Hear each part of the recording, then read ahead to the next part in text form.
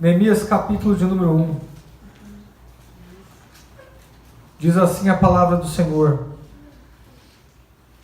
Palavras de Neemias, filho de Acalias, no mês de Quizeu, no ano 20º, quando eu estava na cidade de Suzã. Anani, um de meus irmãos, veio de Judá com mais alguns homens. Perguntei-lhes pelos judeus que voltaram, os que sobreviveram ao cativeiro, e a respeito de Jerusalém. Ele me respondeu que os que sobreviveram ao cativeiro estão passando grande aflição e vergonha lá na província. Os muros de Jerusalém foram derrubados e as portas da cidade queimadas. Depois de ouvir essas palavras, sentei-me e chorei. Lamentei por alguns dias e continuei a jejuar e a orar perante o Deus do céu. Eu disse: ó Senhor, Deus do céu, Deus grande e temível, que cumpres tua aliança e usas de misericórdia para com aqueles que te amam e obedecem aos teus mandamentos. Verso de número 6. Os teus olhos estejam abertos e os teus ouvidos atentos para ouvir a oração do teu servo, que faço diante de ti, de dia e de noite, pelos israelitas teus servos. Confesso os pecados que nós, os israelitas, temos cometido contra ti. Sim, eu e a minha família pecamos.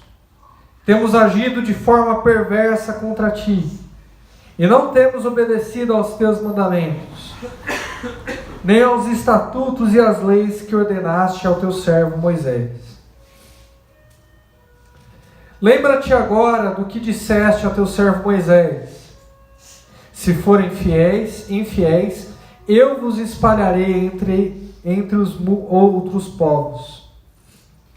Mas se voltarem para mim e obedecerem aos meus mandamentos e os praticardes, ainda que os vossos exilados estejam dispersos pelos lugares mais distantes, debaixo do céu, de lá os ajuntarei e os trarei para o lugar que escolhi para estabelecer o meu nome.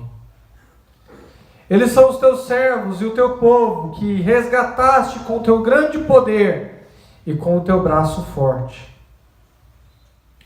Ó Senhor, que os teus ouvidos estejam atentos à oração desse teu servo e à oração dos servos cujo prazer está em temer o teu nome.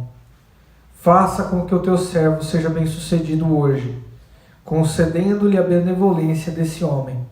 Nessa época, era eu o copeiro do rei. Até aí. Irmãos, que palavra é essa? É uma palavra que se encontra no livro de Neemias.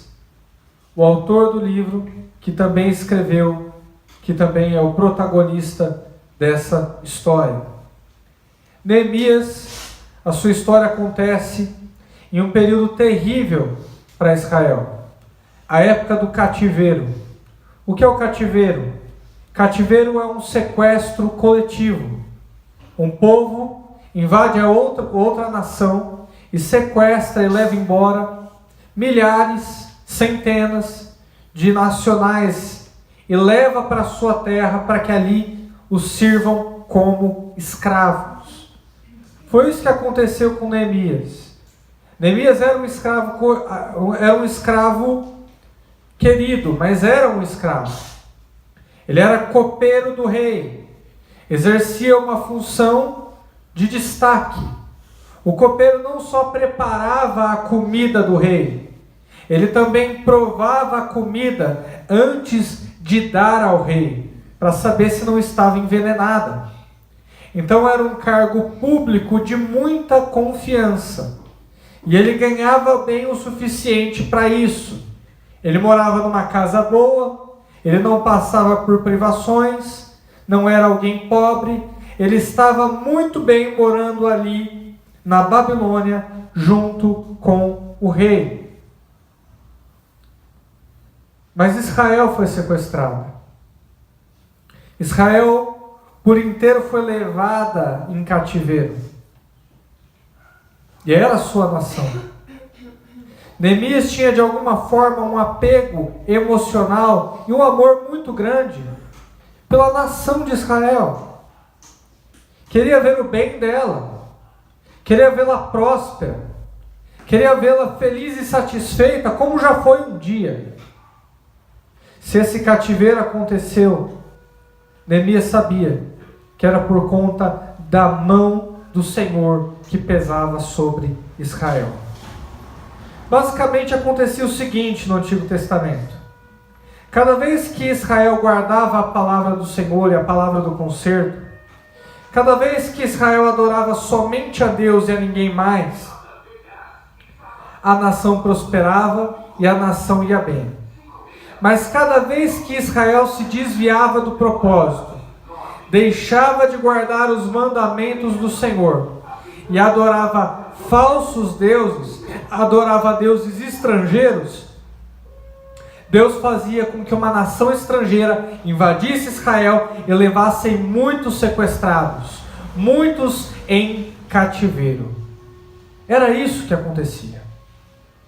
E Neemias, enquanto trabalhava, recebeu a notícia terrível. Recebeu a notícia de um de seus irmãos, Hanani.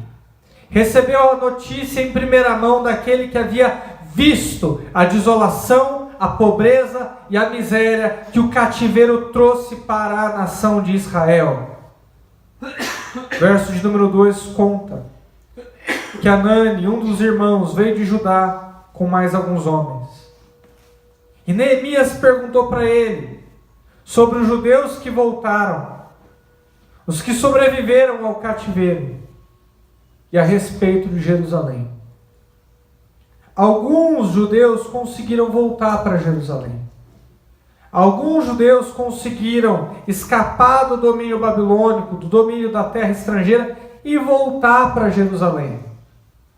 A maioria dos judeus que voltavam para Jerusalém eram judeus pobres, eram judeus carentes, que não tinham dinheiro suficiente para se manter na Babilônia, ou que foram rejeitados pelos seus senhores. Porque judeu sempre foi judeu. E aqueles que conseguiram abrir a lojinha, aqueles que conseguiram produzir mercadoria, aqueles que conseguiram vender, se manteram muito bem na Babilônia. Esses não voltaram para Israel.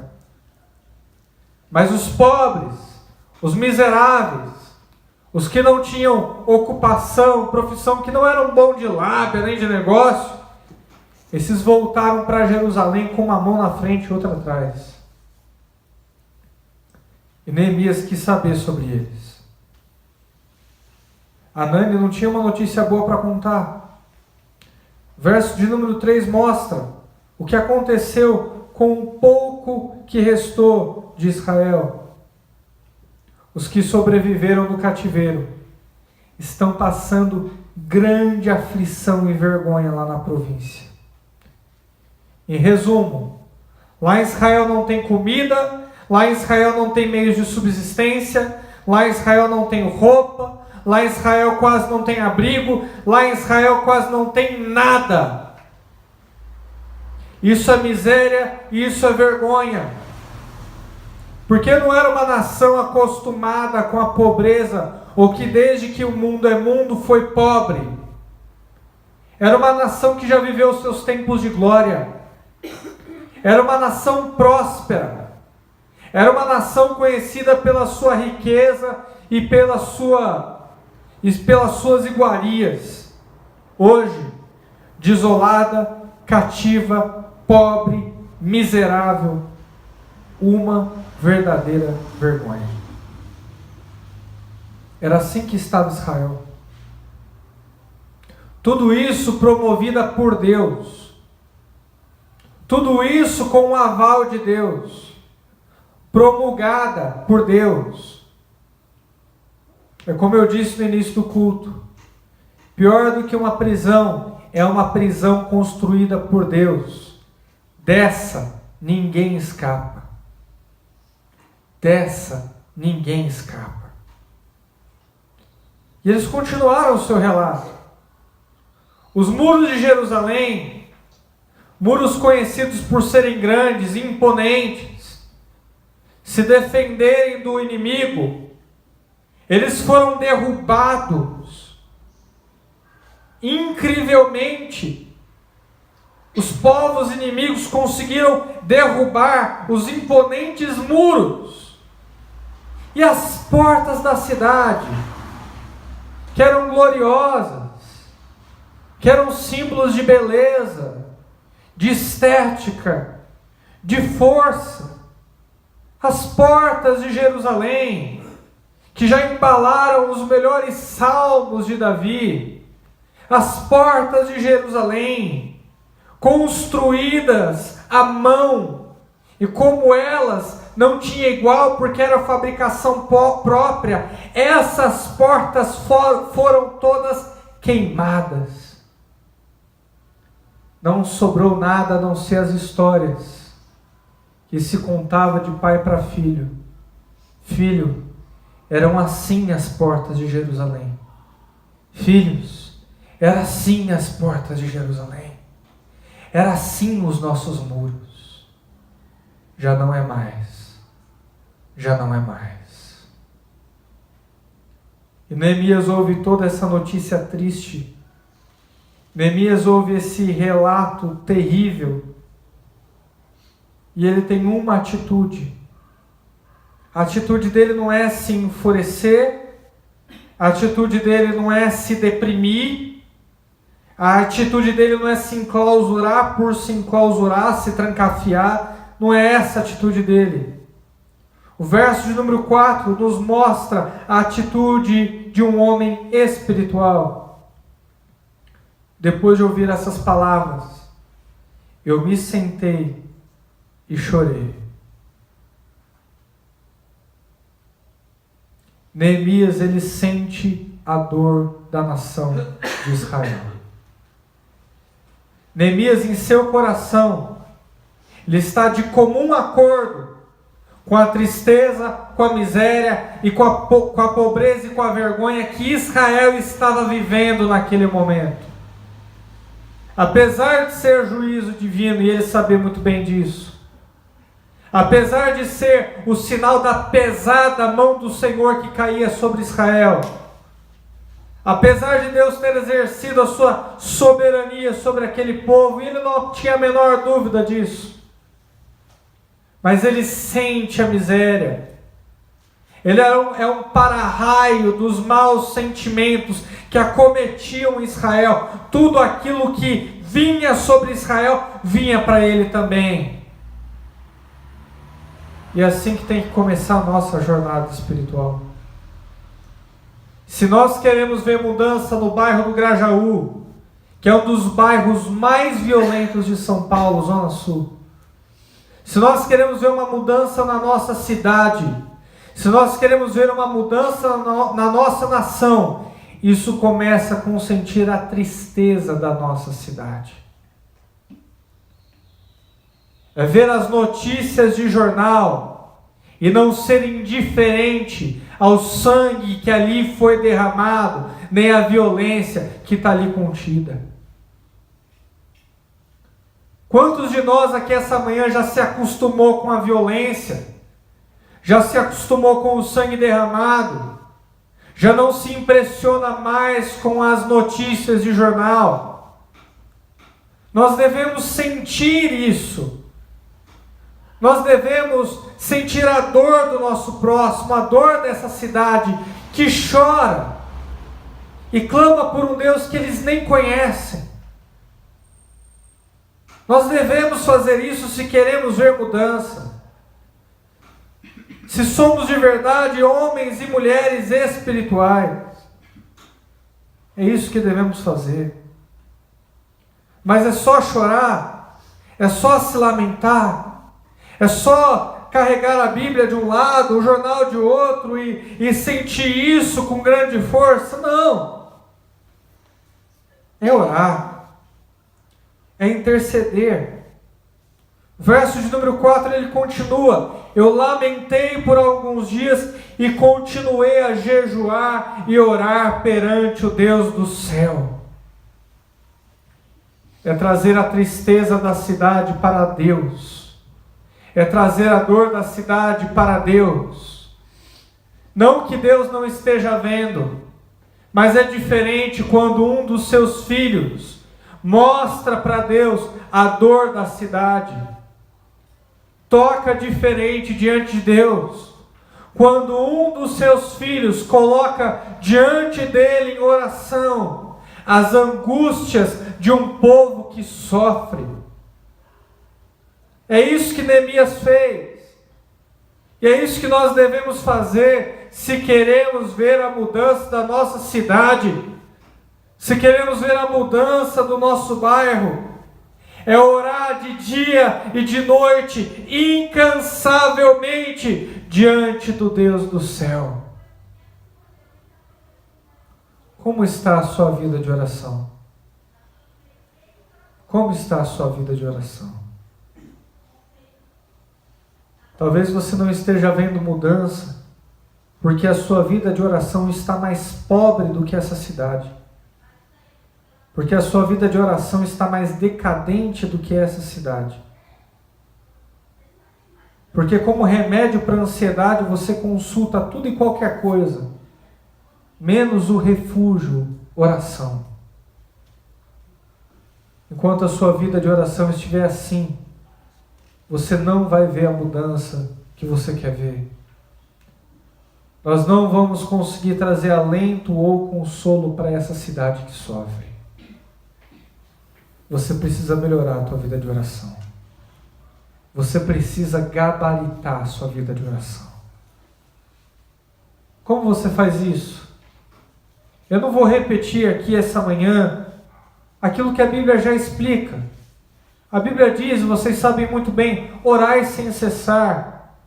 E muitos podem se levantar aqui essa manhã e dizer, pastor, eu oro sem cessar. Eu oro no trabalho, eu oro lavando a louça, eu oro limpando a casa, eu oro antes de deitar. Pastor, a minha vida de oração vai muito bem, obrigado.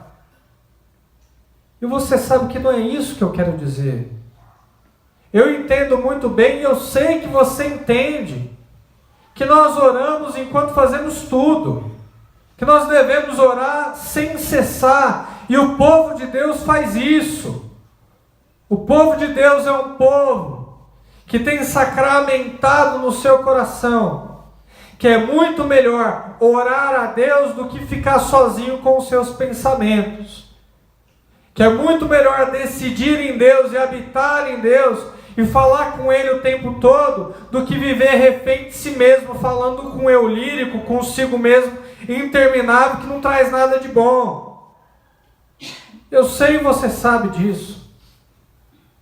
Mas também é importante, como Neemias fez, parar todas as demais atividades, parar tudo que se está fazendo, e dizer, Senhor, essa hora eu te ofereço em solitude.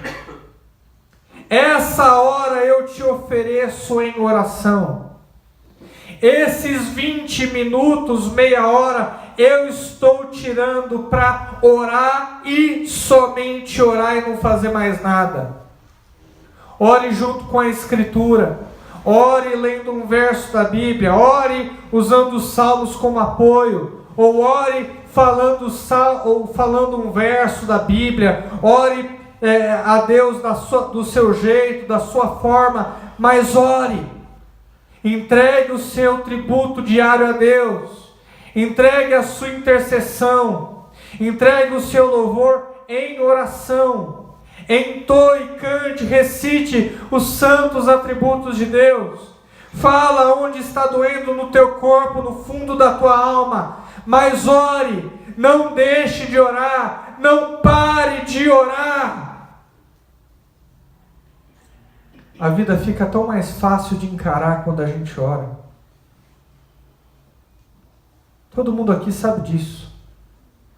O que a gente não sabe responder é porque a gente para de orar. Se a vida é mais fácil de encarar quando é em oração.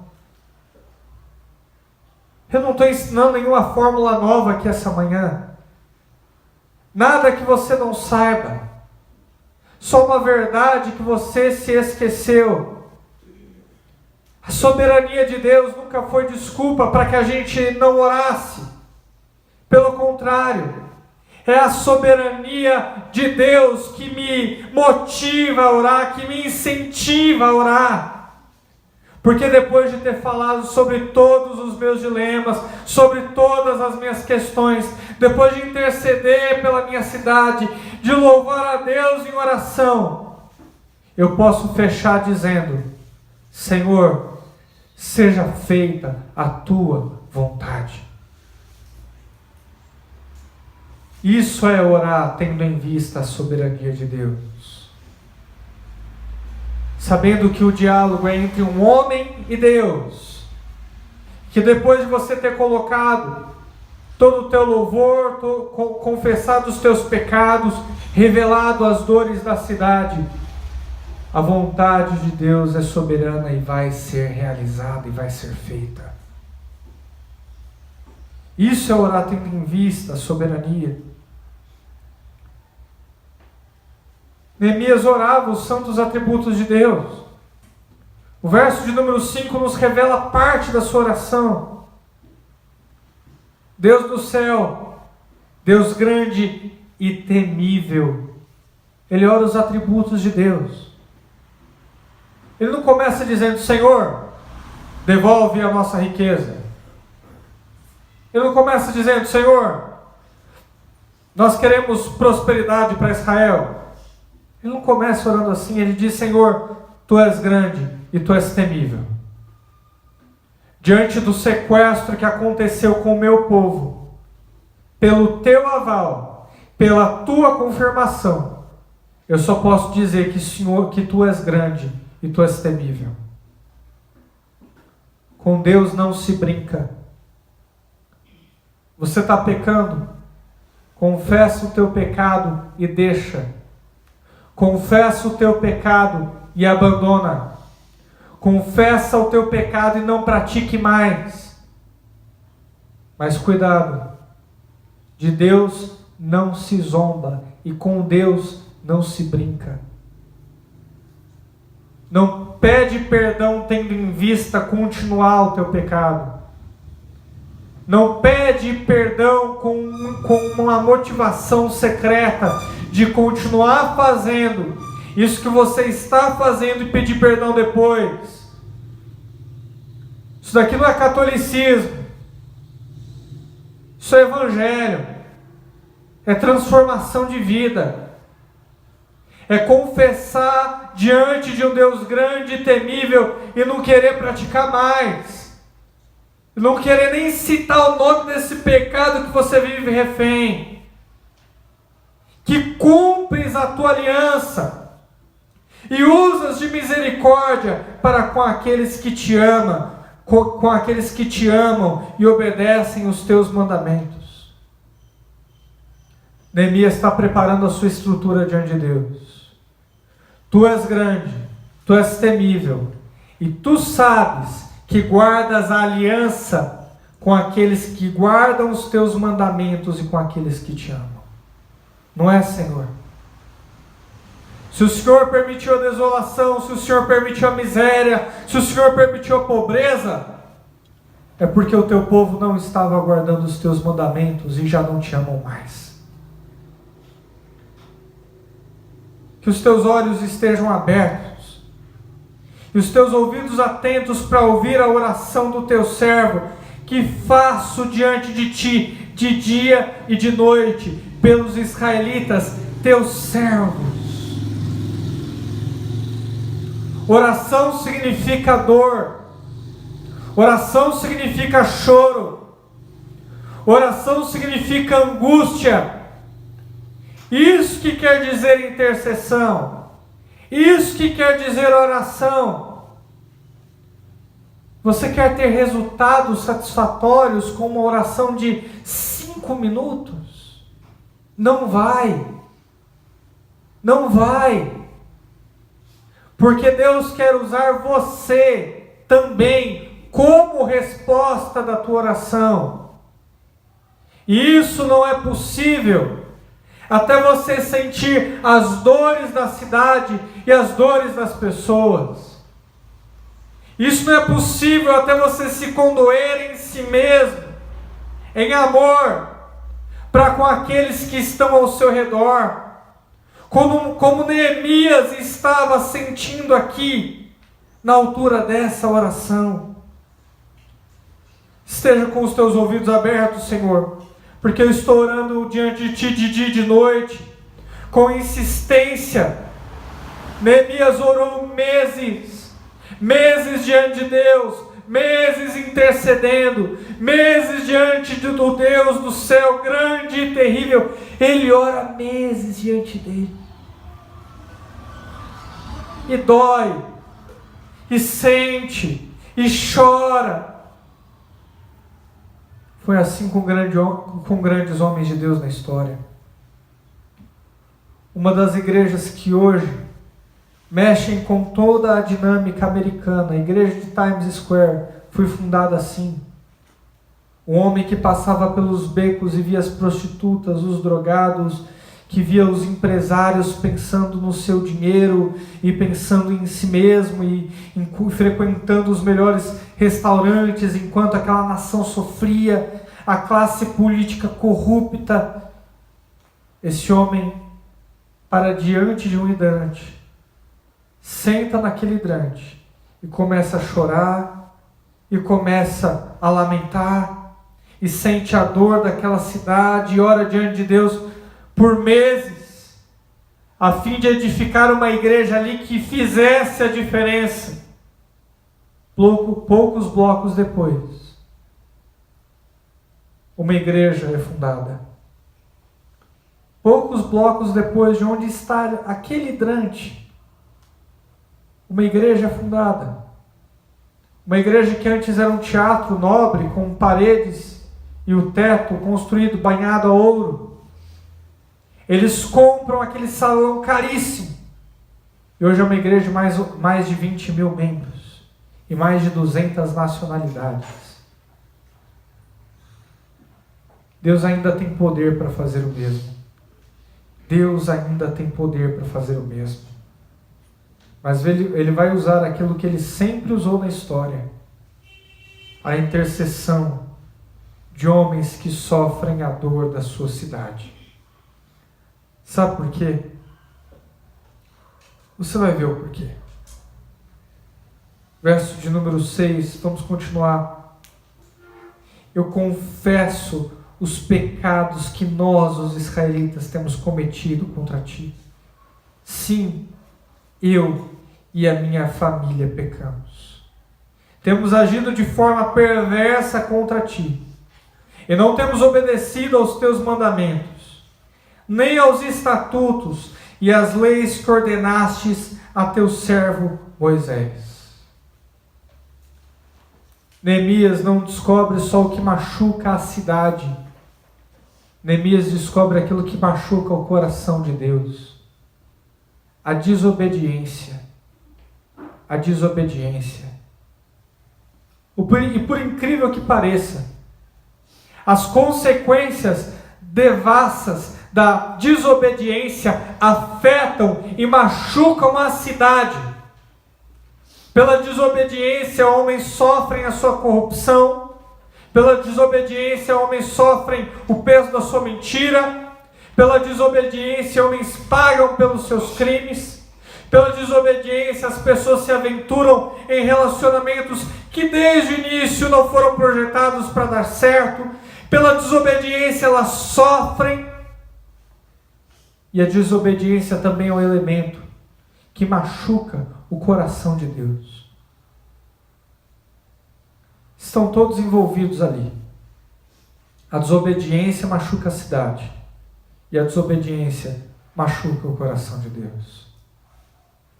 Neemias só tem uma escolha: fazer com que o Deus que exige obediência sare a cidade desobediente. E ele faz isso em oração. Senhor, eu confesso os meus pecados diante de ti. Eu pequei. Eu errei. Eu não guardei os teus mandamentos, tanto que eu estou aqui também exilado e também sequestrado. E o teu povo, a minha família, todos nós nos esquecemos dos teus estatutos. Todos nós nos desviamos da tua vontade. Todos nós demos as costas para ti, te desobedecemos, não guardamos os teus princípios. Todos nós nos perdemos e pecamos contra ti. Neemias confessa os seus pecados. Neemias confessa os pecados da sua nação. Peça perdão pelos seus pecados. E interceda pedindo perdão também pelos pecados daqueles que estão ao seu redor. Pelos pecados dessa cidade. Cristo é poderoso para também perdoar os pecados do seu ente querido, da sua família, dessa pessoa que se considera teu inimigo. Deus, Cristo, Ele é poderoso para perdoar, inclusive, os pecados dessa nação inteira.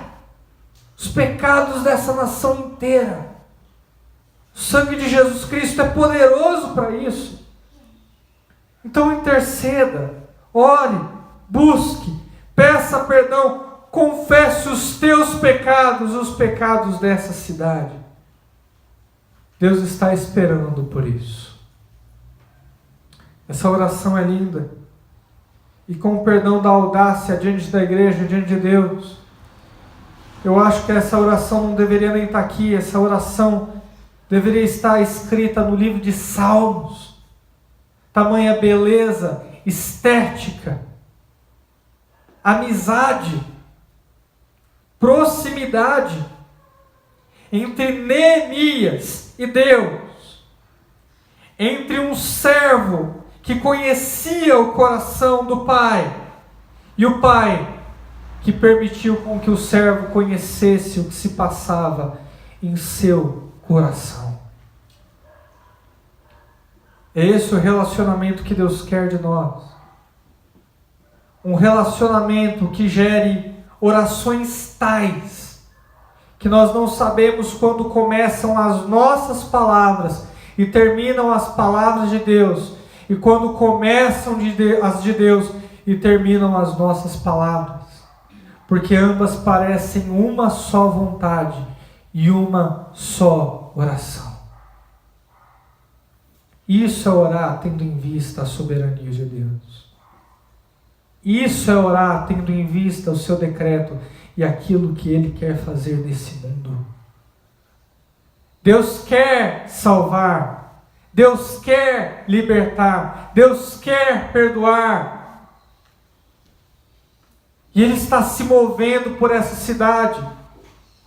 A olhos invisíveis, nem sempre é fácil de perceber, mas Ele está se movendo nessa cidade.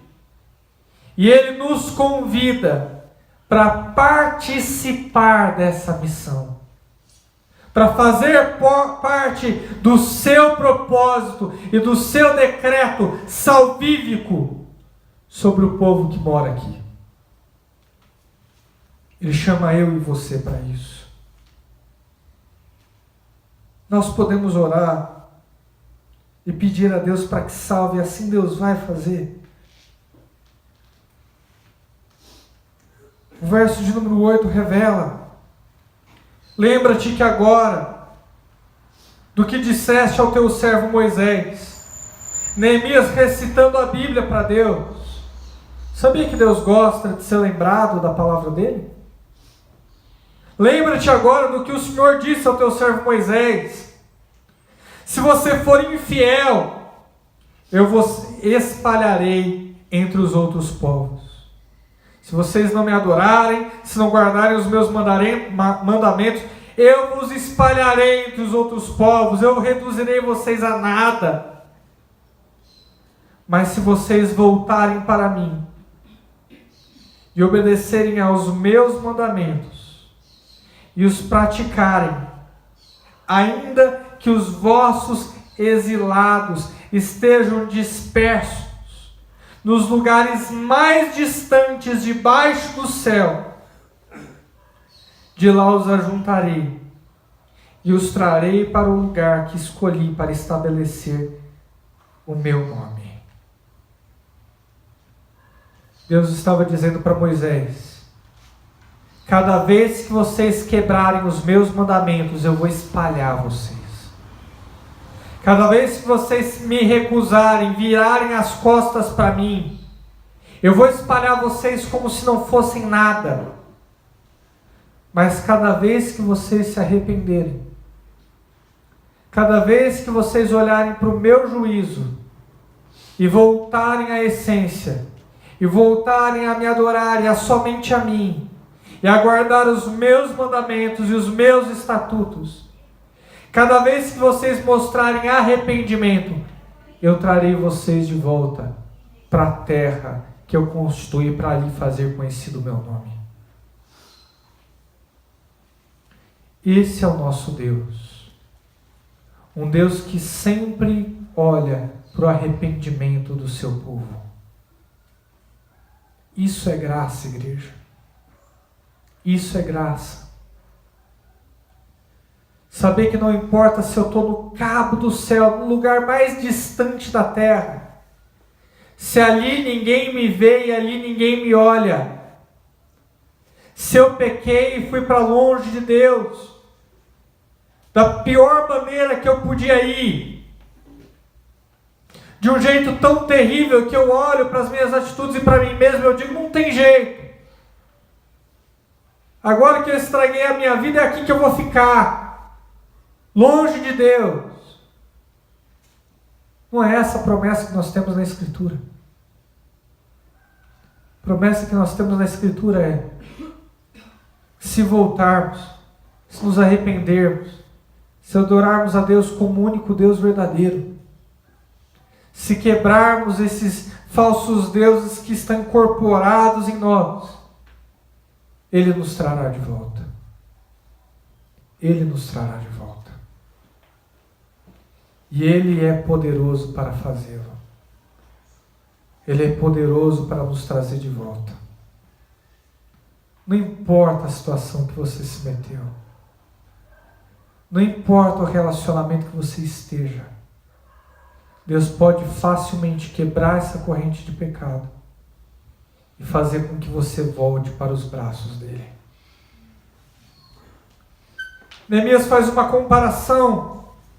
Se o Senhor disse isso para Moisés naquela época e naquele contexto, eu quero te dizer, Senhor, em oração, que esses são os teus servos e o teu povo, que o Senhor resgatou com o seu grande poder e com o seu braço forte. Esse ainda é o teu povo, Senhor. Essa ainda é a tua nação que o Senhor resgatou. Esses ainda são aqueles que pertencem a ti. E assim nós podemos orar também. Depois de dias e noites jejuando e orando. Depois de dias e noites em grande intercessão. Depois de dias e noites em simbiose até o ponto de sermos um com o Senhor, podemos orar: Senhor, traga mais ovelhas para o teu aprisco. Senhor, Cristo disse que ainda haveria muitos que creriam nele. Que o Senhor os traga, que o Senhor os faça igreja, que o Senhor os desperte a salvação. Nós podemos e devemos orar assim. Eu creio que é isso que Deus quer de nós. Essa fase difícil que nós estamos enfrentando como igreja local. Muitos saindo, muitos desanimando na fé, e nós não conseguimos enxergar motivo para desanimar, porque Deus continua sendo bom, o Evangelho continua salvando, e Deus ainda reina sobre tudo e sobre todos. Essa fase que a nossa igreja local está enfrentando, nós só vamos conseguir enfrentá-la da devida maneira se for em oração, se for em intercessão. Se amanhã a gente acordar e a gente se propor a não orar, a não buscar, a não jejuar, a gente já perdeu essa batalha. Deus vai trazer juízo sobre nós. Deus vai deixar a gente perder. Porque não estamos usando as ferramentas de Deus. Mas se amanhã acordarmos, jejuarmos, orarmos, chorarmos por esse povo, sentirmos essa dor, e aí decorrer dias, semanas, meses, Deus trará um avivamento para a nossa igreja. Deus trará um avivamento para essa cidade. Eu acredito que é isso que Ele quer fazer. Ó Senhor, que os teus ouvidos estejam atentos à oração desse teu servo. E à oração dos teus servos, cujo prazer está em temer o teu nome. Faça com que o teu servo seja bem-sucedido hoje, concedendo-lhe a benevolência desse homem. Nessa época, era eu, copeiro do rei. Neemias tinha segurança, Neemias tinha bem-estar, Neemias tinha um cargo público, ele podia ter vivido uma vida inteira ao lado do rei como seu copeiro. Mas não é isso que ele faz. Ele ora, chora e sente a dor a tal ponto que ele decide ser a resposta para a sua oração. Que ele percebe que Deus o está constituindo para colaborar com a sua mão e ser a resposta para aquilo que ele está pedindo. É isso que Deus quer de você. Você veio aqui essa manhã preocupado com os seus problemas, com os seus dilemas. Você tem coisas para fazer, você tem problemas a resolver, você tem contas para pagar, mas Deus está te chamando para ficar de joelho. Deus está querendo que você perceba que existe um mundo que é muito maior do que o seu mundinho, do que a sua vidinha. E é o próximo. E é o próximo. Nós precisamos ser uma igreja que ora. Nós precisamos ser uma igreja que busca. Nós precisamos ser uma igreja que intercede para que finalmente Deus possa nos usar como ferramenta em suas mãos. Como ferramenta em suas mãos. Levante-se, fique de pé, vamos orar.